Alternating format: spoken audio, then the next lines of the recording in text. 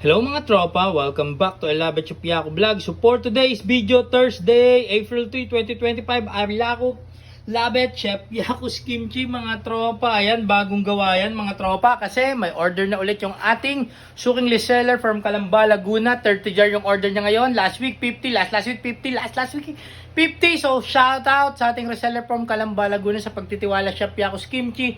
Siguradong di siya dyan napapahiya sa lasa na yan. Always fresh and clean. Authentic Korean taste, gawang Chef Yaku, proudly homemade. Yan, laging konti pa lang yung asim. Kung gusto mo namang umasim, yan, pwede rin kitang turuan. I-room temp mo lang ng isang araw, aasim na yan mga tropa. Kung gusto mong umasim pa, i-room temp mo ng 2 to 3 days.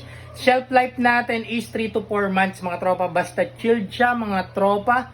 Yan, so kung gusto mo rin maging reseller, kumita katulad ng reseller natin na iba, mga tropa, follow mo na ako sa aking Facebook, i-message mo lang ako dyan, Jeffrey Condiman or Pinada. YouTube, kung gusto mong matuto ng mga Chef Yaku style na pagluluto at kung ano-anong travel at kung anong anik-anik, yan, YouTube natin, Chef Yaku Vlog. TikTok, Chef Yaku Vlog.